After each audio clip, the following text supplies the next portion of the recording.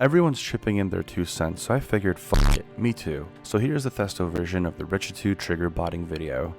I mean how I feel the punishment system should work on the fakest Anarchy server in Minecraft, PurityVanilla. Before I begin, I just wanted to ask, what does Rich's name tag is inconsistent with how it looks on PvP server even mean?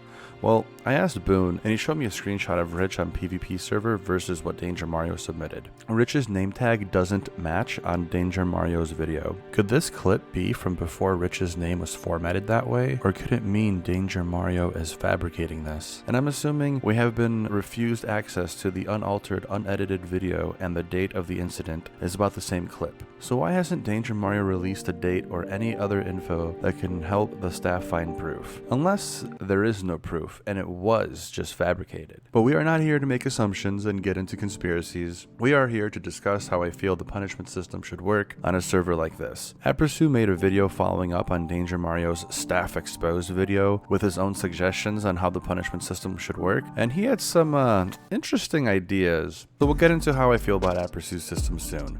But first, we need to get all the flaws out of the system, so like the video to purify all of PurityVanilla's flaws, and let's begin. PurityVanilla has a very odd punishment system. Bans are handed out based on assumption. If it looks like ESP, it'll be treated as such. That's right. If the staff thinks you look and smell funky, you get the good old ban hammer, which does get innocent players banned more frequently. I've heard many stories of players getting lucky finding a chest and spawn only to get the boot, or instances where players got lucky and found bases and got banned for X-ray when no hacks were involved. Sure, some of these players do get unbanned after putting in a support ticket on PurityVanilla Discord, but they were still likely banned for what staff thought was hacks. One might say staff should be 100% certain a player is hacking before banning them, but how would staff know 100% if a player is hacking if they're just going based on guesses? And with the way things are currently going, it just seems like you can get banned for just about anything, like looking at the ground the wrong way. It isn't fair to the legitimate players to get banned for being lucky, especially when some don't even get unbanned. And to make it worse, these innocent players had their first chance on the server completely stripped of them, and now are on thin ice. One crack and it's the permanent boot. Yes, that's right. PurityVanilla only gives you 2 chances. First slip up, you get barred for 7 days. Second time you do something that looks bannable, it's a permanent ban. No more PurityVanilla for you. But there is a solution. Some players think this 2 chances ban system is unfair, but I would disagree with this. It does seem very strict having 2 bans at max, a 7-day and then the perma, but it's not even that strict. Also, as the staff already said, if someone is going to hack, they're going to do it anyway. Basically going with the once a filthy cheater, always a filthy cheater. And I agree with the staff on this one, but what I do disagree with is the length of the first ban. So, what would a fair punishment be? Before we get into what a fair punishment would be, we need to look at every angle of the current punishment system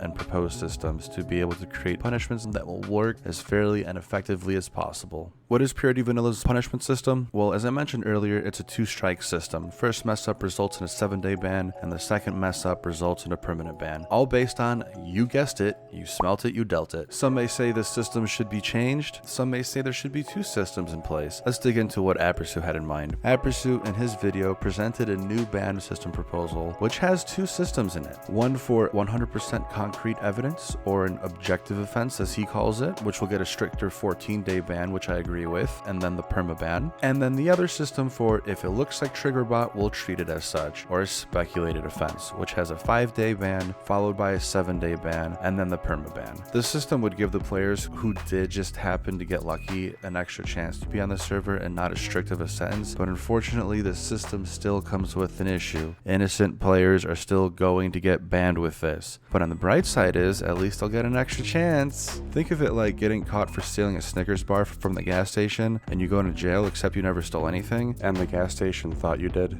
but it's too late because you're already in jail. Now you have a record, and now you're on thin ice, but hey, at least you're back in the streets and have a second chance, right? Sounds ridiculous, right? Because you didn't commit the crime. So why even allow speculation to be a factor if a player gets banned? It's the same for Purity's current system. It is a very flawed system and does need some changing. It may have worked for Purity in the past, but the server is growing bigger. More players are being allowed to play on the server as the player cap grows, which allows greater chances for more people using hacked clients on the server. Which leads to another question. How do you know if someone's running a hacked client before they even turn on the hacks? Well, unfortunately, there isn't an easy solution to this one. There may not be a solution to this one at all. It's kind of like a criminal that's illegally concealing a weapon, except the criminal is the player and the concealed weapon is the hacked client. You can't really do anything and some hacked clients do show when others are using one as well, and I guess staff could be allowed to use one if it's meant just to catch people using a client, except it would create distrust with staff in the community. Why is the police allowed to do something illegal, but when we do it, we get the boot? How are we to trust they're using it only for the good? The only way to fight this issue is just wait until the player commits the crime and take action on the spot, just like in the real world. Which reminds me, remember earlier when I mentioned how players would find a chest at spawn only to get banned? Well, staff use something called block logs from a plugin called Core Protect. Basically, there's a log for every block you place, interact with, and destroy. The PurityVanilla staff check and review any case where the chest was mined or dug to, so if you did happen to find a bait chest and mine to it, you may be getting reviewed by the staff. If they determine the chest was found illegally, you get the boot. But this still isn't 100% concrete evidence though, unless a staff member was spectating you, which is why it's still flawed. Speaking of flaws, I believe all major flaws in the current PurityVanilla punishment system have been addressed, as well as the only issue I saw with Aperçu's system, which is the speculative side, which finally leads me to probably the fairest punishment system I could come up with. The mod should have to provide video proof. Bans shall no longer be based on speculation or the assumption that a player is hacking or doing something illegal. There should have to be 100% concrete evidence of the player hacking in action, preferably a video clip that can be uploaded and used against anyone trying to appeal their ban. If you can't 100% tell in the video that someone is hacking, it shouldn't be a ban, but rather an indicator for the staff to keep more of an eye on the player to catch them in the act of committing the crime. On video, of course. So what if a staff member is spectating a player and there is a base below the player? The player mines straight down and gets into the base. Looks like X-ray. How can you be so sure? What if that player obtained coordinates? What if that player just decided this is where they wanted to build their first base and mined straight down only to coincidentally find a base? How can staff prove someone just got lucky and found a base and not X-rayed it? While spectating a player, staff can paste a base or a bait chest using world edit ahead on the path of the traveling suspected player, preferably an unloaded chunk so the hacker doesn't know it's pasted in. Once the suspected player finds these chunks, if they are a hacker, they will most likely mine straight into the base or the bait chest, giving the staff member proof the player is hacking. Now, what if the player just happened to mine right where you pasted the base or chest and got super lucky, like 1 in a billion chance? Staff can just repeat this step one more time. If it happens 2 times and staff pasted objects while spectating, hacks are 100% involved. Staff can always / undo to get rid of anything they pasted in to prevent anyone else finding it in the future. When it comes to other hacks like kill aura, auto totem, or even trigger bot, a staff member would just have to be trained to see what this looked like and even test players for it. Example for autumn totem would be by removing the totem in the suspected player's offhand and see if a totem from their inventory and hotbar goes right back into the offhand automatically. A staff would just have to watch if suspected players' heads snap to their players or have a higher reach for kill aura. I'm sure staff knows what all these look like and can probably ban appropriately, but they just need to provide proof. They can always make a PurityVanilla Bans YouTube channel and provide public proof, or screw it, PurityVanilla Bans OnlyFans. I'd sub to see that. Anyway, I believe this covers all flaws in any of the systems that we've seen today, so let's discuss fair punishments. As long as punishments have 100% proof from staff that a player is hacking or running a hacked client so no innocent player gets banned, a 14-day ban for the first offense would be more than fair for the server the size of PurityVanilla, and then a permanent ban for the second offense. You got caught red-handed doing something you shouldn't have been doing, they have proof on video, publicly posted somewhere, and a 14-day ban should be more than enough to make players think twice about being taken away from their favorite server for a longer time, which would cut down on permanent bans. Basically, just use Aperçu's objective ban model only, throw out the speculative one, because how can the police send you to jail for a crime you didn't commit?